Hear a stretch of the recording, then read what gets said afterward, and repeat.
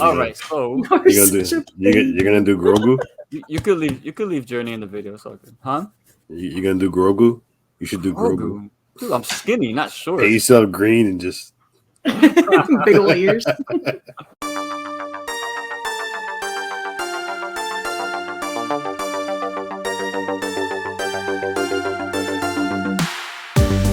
What's up, horror fiends? Welcome back to Horror Fiend TV. You're watching Three Corners of Horror.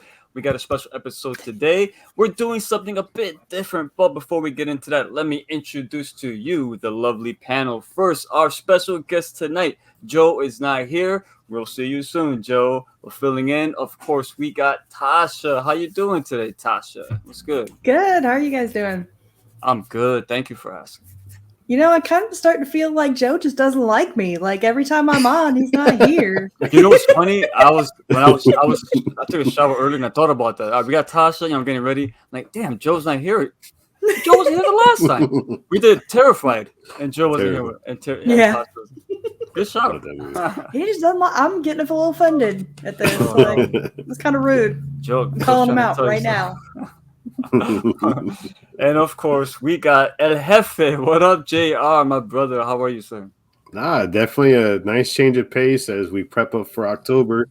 Figured we kind of go a little bit on the crazy mode with something that we can kind of, relate to when it comes to views. Spree 2020, directed by Eugene Yarenko. Interesting fact about this film. We're gonna get to it, but I'll forget. All of the in the chat rooms, the chat rooms that pop up all over the movie.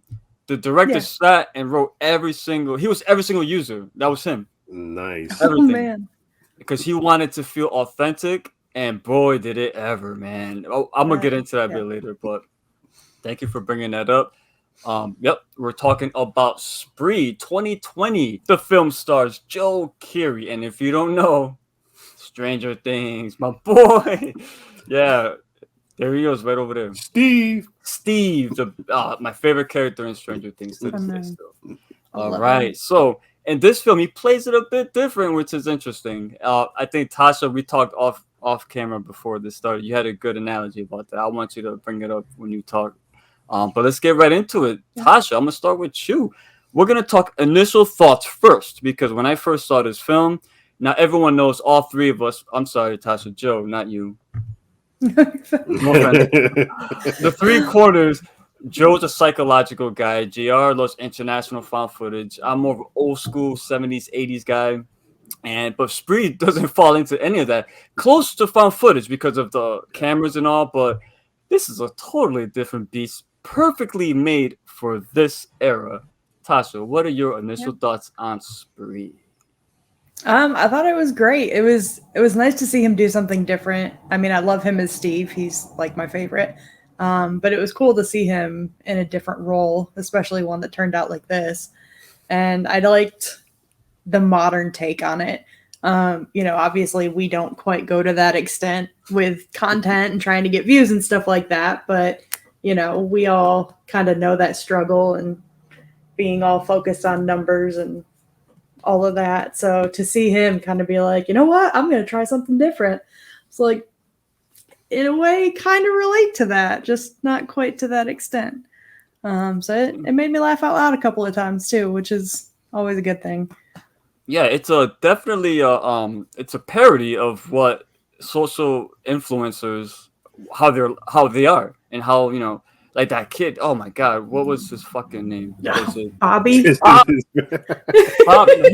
Bobby Facecamp. Like the actor's he's a real life influencer, so that's why he did it. So that's why he played it to perfection. And that's so what they do. They take these influencers and they just turn it up to 10, man. Like, and they're caricatures of what they are. And this movie's not made to be taken seriously at all. But it's a social commentary of like today's youth with the social media and stuff like that. So I like that. They nailed the stereotypes for sure. They did, yeah. And they went over the top of it too to make it more slapstick. So all right, don't take this serious. It's a fun movie, and that's exactly what it is. By the way, Journey is another member of the Horror Fiend TV family. He is. He's feeling particularly needy tonight for some reason. So, Hefe, what up, boss? How you take this film in your initial watch? I think you hit on the money. You go in with no expectations. Just this is the movie that you actually. I go against everything I do. I kind of threw everything to the side. You know what? Just let me enjoy this movie, not even critique it. Just watch the movie for what it is, and it was a blast, man. I mean, yeah, definitely, it does hit that button about wanting to be accepted by people that don't know you in order to get views. And look, we do what we do, and I know once in a while we're looking at our views and stuff, but imagine if we take it to extreme as he does. Like, hey, let's do a horror thing to see how many views we get horror wise. But yeah, I mean, I do agree too. Is like to see this guy go from Stranger Things to crazy things. It was amazing. I mean, I did. I enjoyed this movie. I got laughs a couple parts. He didn't give a crap after a while, and I think that's what made the movie even better. That he just said, "F it, this is what I'm gonna do," and let's see how people eat it up. The director and Joe Keery went into this saying to themselves, they don't want the character of Kurt's World. Shout out TikTok. If you go on TikTok, actually, there is a Kurt's World, and it is controlled by Joe Keery, by the way. He still updates it to this day. Nice. Anyways, him and the director, they went and they searched the internet, all types of YouTube videos for like social influencers with like almost no following to the big following, to the most cringiest moments, and they wanted to make it the most cringiest of the cringiest, and they did a great job at that because he was annoying. Like he was so over the top. There's no way it's not believable, but it's not meant to be. You mentioned it earlier. It's fun. It's meant to poke fun at today's youth coming up. We do this for fun, obviously, but there's people there that just so obsessed with views and likes and followers and all this stuff, man. And even like the character Jesse, even characters like that, they're so turned up to 11 because of that's the kind of film this is. So I think that a lot. JR, I want to throw this to you real quick because we mentioned this movie's over the top. What in your opinion, the most outrageous scene in this film? Because there's a few scenes in there. My background, man. Yeah. He goes, let's go to a junkyard. Great scene. I mean, they're driving him crazy, and the fact is, the whole time they're driving him crazy, he's still trying. Hey, Kurt's World, hit me up, and they're like, dude, chill, shut up. Kurt's World, shut up. Yeah, and then he's like, all right, you know what? I'm gonna go to a freaking junkyard. And as he goes to the junkyard, he locks them, closes the sunroof on them, and they're literally pinned. And think about one thing too about this movie. Yeah, David Arquette as his father. Yes, Chris. David Arquette is dad. That just shows you how they were like, we're just gonna have fun with this movie. But yeah, this scene right here, I mean, look at his face, man. I mean, he was enjoying what he was about to do. Was that before or after Bobby? That was before, right? You killed Bobby? That was before. Spoilers. Then he goes and gets his car washed right afterwards, so he's laughing. God, you're watching me. You love me. You love me. Oh, yeah. Watching the character Kurt just unravel from beginning to end was such an experience, man. How about you, Tasha? Yeah. What's your most outrageous moment? I think I have to go with when Uno snaps out of her phase and just immediately headshot with the cop. Like, just that startled jump and the firing of the gun. Like, I think I legit jumped off the couch at that point. And obviously, like, it's not scary, but it just takes you so surprised. Like, it takes you by surprise so much that you just... I didn't even know what to do with my life for a couple seconds. I was about as surprised as she was when it actually went off. So that's my most outrageous too, Tasha. Uno, DJ Uno. Fun fact, man. In this film, there's only like maybe 3 or 4 people that are actually actors. Everyone else, like in your picture behind you, JR, all the socialites that scene. Yeah. The only actor in the scene other than Joe is Misha Barton right next to you. Oh yeah. She was Misha Barton. What show was she from? I didn't even know this is her. Oh my god. Yeah, that's during the 90s era, like Dawson's Creek era. The OC? Oh, OC. I think you're right. Hold on.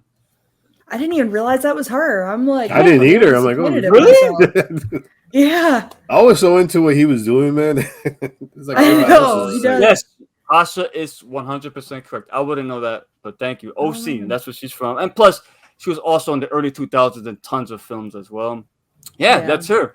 And the guy behind her that's is crazy. Ariana Grande's brother. That guy. Oh, He's a really? known influencer. He's known. And Hmm. the female, she's also an influencer as well. So like I said, them two in the front seat and his dad, you've mentioned him, David Arquette, WCW former world champion. Probably the only actors in this film, dude, for real. DJ Uno only has one credit, and it's this film. So, but yeah, going back to That's DJ Uno, crazy. like the scene when she's in the car, she finds the gun, and of course, she's taking selfies with the gun, like Then she finds the water that, of course, my boy Kurt has He's poison water drugged. in his car. Yes. If you're watching this, you saw the film already, so we don't gotta, tell you every little detail. So the water, you know what it is. Joe gets back into the car after failing to flirt with another chick in line. And what was that, taco stand, right, Billy? Yes. Yeah. So now DJ Uno is knocked out. He thinks she's dead. And now while he's trying to get rid of the water, he gets the cops' attention. Oh man, let me tell you, bro. Every time there's cops around, why do the actors or characters always do the most like stupid shit to be Yeah. noticed? I don't know. Anyway, the cops come in, and of course, when Uno just out of nowhere just blasts the cop in the face. No reason for it. She just did it. That was great. I was like, what the fuck? It makes zero sense whatsoever, but it was so None. much fun. But So you know, much what's the fun. funny part with that too. After she shoots the cop, what does she do? She gets out the She car, ran. starts running. She ran. I mean, he gets in the car, and then he's getting chased, and then he loses the cops, and then he's like, "Oh, look, homeless people." Yeah. It's just like one after the other. Yeah. Do you remember bum fights on YouTube? Or no, was this pre-YouTube? I think Yeah. bum fights. Remember those? Yeah. Where people would actually take home video cameras and go to bums and fight them or make them fight each Make other them fight and, each and other. film it. Yeah. That was sick, Oh man. my I gosh. hated that. That was so fucked up. And the fact that they kind of brought that in here in a sense was like, holy shit, totally forgot about bum fights. Like, wow, this film did touch on like so much like social media from like then and now. And I think they did a great job. As over the top as it is, it still captures the spirit of like the youth of today and the obsession with Yes. social media, man. I dug that a lot. All right, hold on, guys. Yeah, definitely. And just like the complete disregard sometimes for other human beings when it comes to what they have to do to get their own views. Like they don't care who they have to chuck under the bus, sometimes literally, to get those numbers up. Well, think about it when he went to go see. What's that? Jay? What's the guy's name? The kid, Bobby? Bobby. Bobby. Bobby. He went to go see him. He goes, "Dude, you said you owe me." And he goes, "All right, I owe you." He started recording. "Hey, look at this guy. Look at this guy. He fucking thinks I owe him something. I owe him shit." He just starts talking junk to him. Well, the I best mean, thing is he was like, "Stop sniping my stream." Like that's a real term, like stream Yeah. sniping. I think that's pretty good. That's in there. That's a good show. Yes. I think too what you were saying about this film being over top is It's meant to be. there's rarely that movies go over the top that get away with it. Bro, but let me tell you something. This motherfucker Kurt, he Yeah. killed mad people, right? Oh, he did. Filming it the entire time. He started with like maybe 2 views, 3 viewers. It got to like 50, 100. Then he was like in triple digits, quadruple digits, and he's committing mass murders. Like, he's in the shower wiping off Bobby's blood.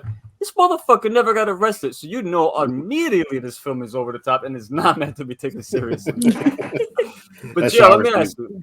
All right, now that we're on this topic, was there anything you didn't like about this film? I gotta be honest. I enjoyed it thoroughly. I just didn't see like I said, and you guys get on me about this. I nitpick at every single movie I do, but we do it, and it's just like I went in with just, man, let me just enjoy this. And I honestly I liked everything about it. It's funny as hell. His character, he goes from the shy, quiet type of the being to like, F the world. And he even says that I'm invincible, I'm untouchable, I feel immortal, and then his car flips over when he's going after the homeless people. But I mean, I don't have anything really negative to say about this movie because I feel like in some ways we can slightly relate to what he was trying to accomplish. I mean, we we're not as obsessed as he was. But once you get into the social media, into like podcasts and stuff like that, you do look at those numbers and you're like, man, what can I do to escalate these numbers? So there was a feeling of I understood what he was doing, even though he took it way to the extreme. Yeah. But I think because of that, I didn't find anything to nitpick on it because I kind of related to what he was trying to accomplish at the same time. But yeah, I thought it was a fun, over the top. I mean, it was a fun movie. I went in with nothing really negative to say about it. Pop quiz, JR, real quick. Or Tasha, if you know, jump in. Who was Kurt's first kill? His Numero name or uno. just which character? Numero uno. The first person he killed in this film. Wasn't it that racist dude? Nope. It was his mom. Yeah, ding, ding, ding, ding. Tasha for the win. Remember, he's like, oh, I forgot something. He runs back in the house. He forgot to kill his mom, and that comes into play later. Like, oh, she was his first kill. I mean, they didn't hammer it over the head, which I liked. That's cool. Tasha, how about you? Was there anything that was like a sore thumb to you? Not really. I mean, you just get so fixated on his character. I mean, other than David Arquette and the girl who played Jesse Adams, like from SNL, other than them, I honestly don't really remember the faces of anybody else because I was just so fixated on him and his reactions and his facial expressions. And I feel like he nailed it with that character. He did a great job. Yeah. So what was the other guy? I enjoyed the whole thing. Who was it? Oh, the part when he's with Mario, Kurt, that guy Mario. Oh, yeah. And then Jesse. Why the fuck would Jesse get into the car with these two dweebs, man? Like, they're mad suspicious, mind you. And they come on, mad. Yeah, no. Like I'd have kept walking. Mad weirdos. Like, come on. She gets in the car with these two weirdos. Yeah, he's sorry. Shut up. You know who that is? You know that is Kurt's World. Every chance got to plug in. Kurt's World. Yeah. Follow for foul. Yeah, I agree. Me neither. Like, the only thing there wasn't anything I disliked in this film whatsoever. Everything I didn't like was, well, I can't say didn't like, but just it wasn't realistic. But again, it wasn't trying to be. Right. So it works in that sense. So there really wasn't anything. The movie was quick. It wasn't long. Thank God. See? How long was this film, GR? Come on, hit me up, son. I don't even know. I mean, I enjoyed it so much. I didn't even look at the time. It was actually, let me see if it's never boring. Put it that way. It made it a little exhausting near the end because are you looking it up? Okay, you could keep going. So the thing with this film is there's multiple POVs. There's in his car, got all the cameras. Then there's all the cell phones and the security cameras. Even the cops got the dash cams. And sometimes there's like multiple screens at once. And there's the chats you got to read. Trust me, guys. Pause the movie. Read those chats. They're fucking hilarious, bro. If you look at any YouTube video now or any live stream, that is what chat rooms look like. They captured that to a T. The authenticity of those chats elevated this film for me. An hour and 33 minutes. Yeah, that's good. And that includes credits, really? So it's an hour and a half. So it did not feel that long at all. It don't feel like no, because you're engaged from start to finish. So absolutely. Yeah. So really, I don't have any gripes. Normally I do. Other than Bobby was a horrible character. Not written, but just horrible person. I hate that guy. But he played the role good. And you can't deny that everybody played the role pretty good. Even the ending, like with like Kurt got what he wanted. He got his fame. Of course, he got killed in the end by Jesse, and she became like even more popular, and he became like this cult hero back, in the subreddits. You know what I'm saying? Like, that's what it would be like. People on Reddit, there'll be subreddits worshiping people like Kurt. And again, that's reality. Hey, even all the characters that were portrayed in before he went after the socialites, you had the guy who was the racist dude. Racist guy, yeah. You had the guy who was Mario, who was basically the male chauvinistic jerk. You had the woman who was like, I'm high class. Yeah. So you had all these different characters before he started going after all these socialites. So I thought that was a good. That's why I think it helped the pace of the movie. I love how like after he killed Bobby, the last half of the film he was wearing his clothes. Like Yeah. that's what I was asking. Adding it. Was that before or after? Because that poor other guy, David or something like that, he killed him off screen, but he took his ride. That's when he picked up Jesse for the climax. Yeah. Of the film. Yeah. So he killed a lot of people. 7 or 8, give or take. I don't know, but that we he know got of. you got that triple kill right behind you, GR, and he was mad because Bobby wasn't watching. Awesome stuff, You yeah. didn't see that? You didn't see what I just did? What else I got to do? Let's go to closing thoughts now. Tasha, anything you want to bring up that we haven't yet? Give us your score. Anything else you want to hit the 3 corners with? For a score, I'd have to go like 4.5 out of 5. Like, it was really good. I loved how they represented so many different types of people. Like with that first guy gets in the car and he starts talking about, giving this speech, like just looking at him, you're assuming it's some kind of business, whatever. And then all of a sudden he's like a white supremacist and you're like, oh shit. He was like, Kurt, you white, right? Yeah. He's like, Kurt pissed off because racism is hurting his chat, you know? Yeah. I feel like there were, even though they took it over the top, like it is surprisingly realistic feeling. 100%, And even from like, I work in law enforcement. So, even if you have somebody live streaming like that, like you still have to get him, to try and pinpoint his location and hope that you can get people there before he's gone. That's good. You know what, Tasha? I apologize for interrupting, but you mentioned your occupation. Perfect person to ask. So let's say this happens. Someone's live streaming all these murders within, let's say, one night. Like, how difficult would it be to just grab that guy immediately that same night before he kills anybody else?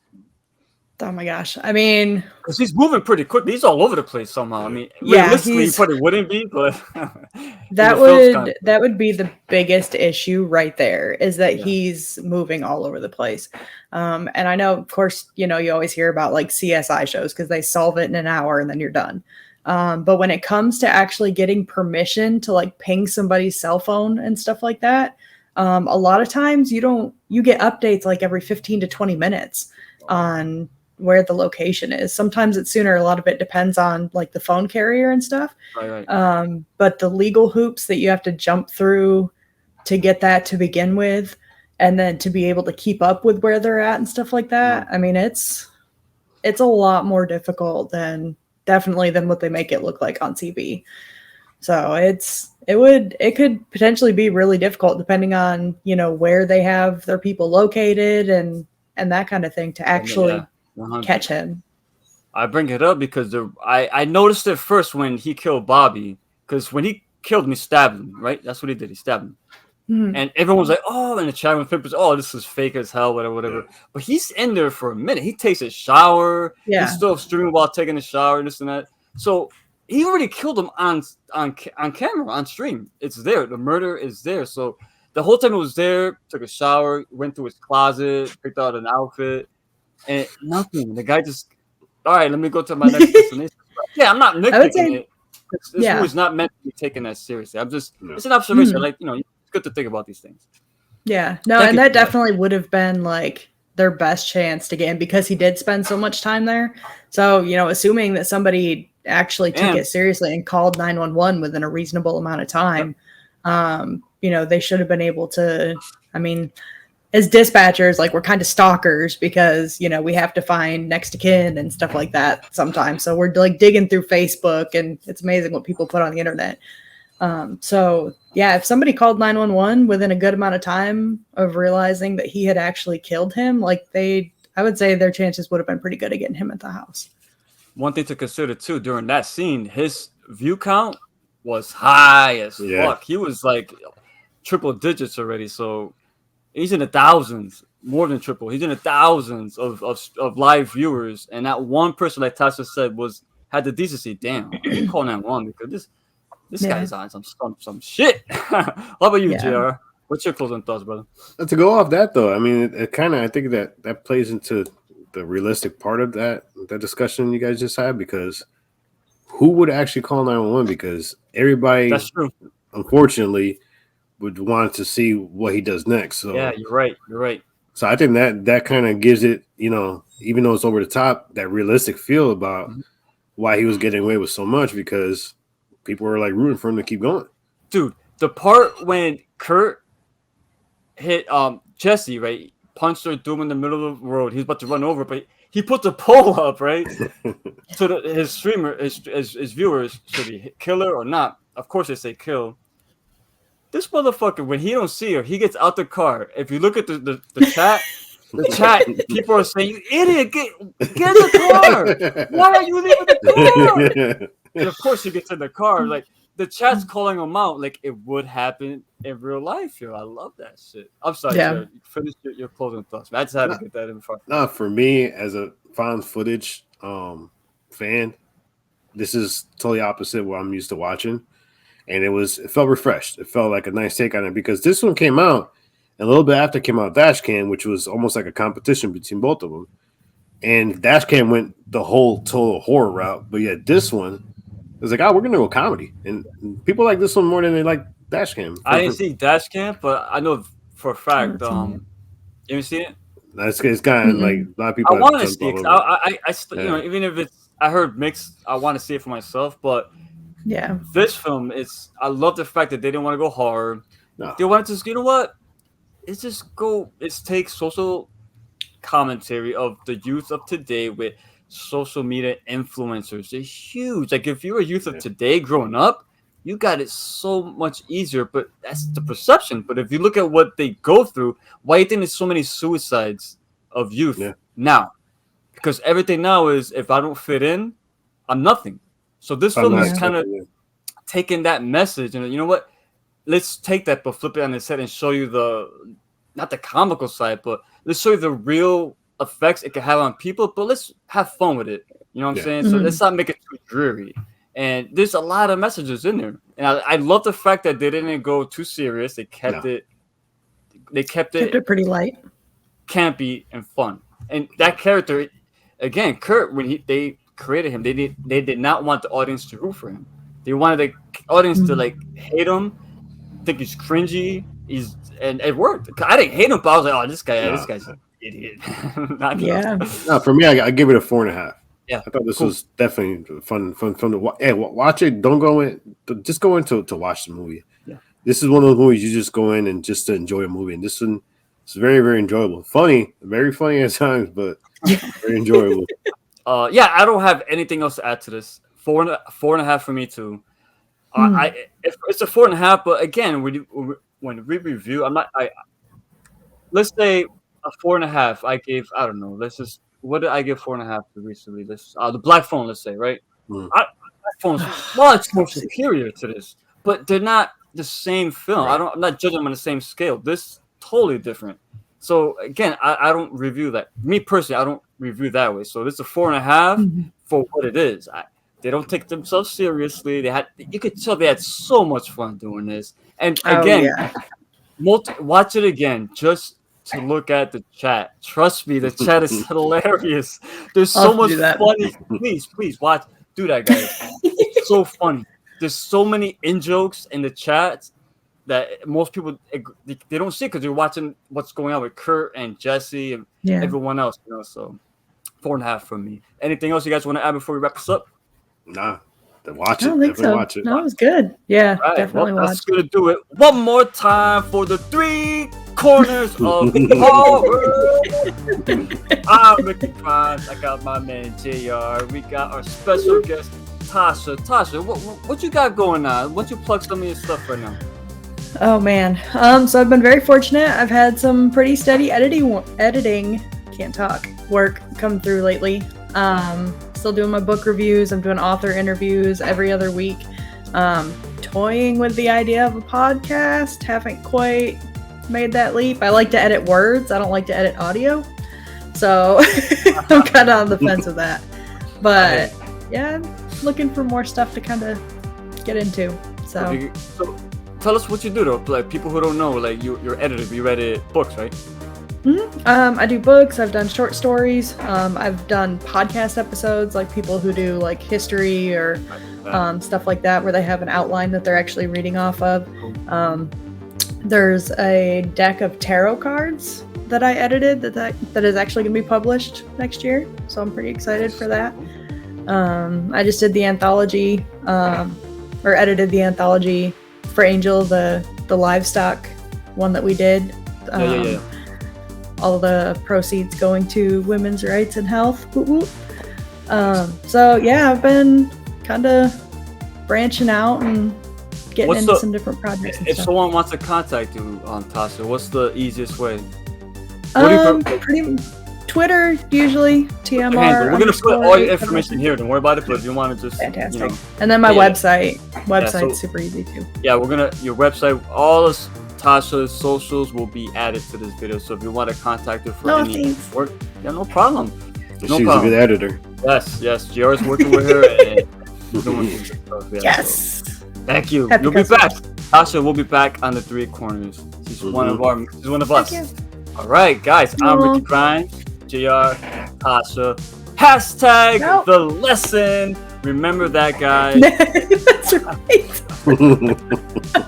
Right. Hey, if you're not documenting yourself, you cease to exist. Stay scared.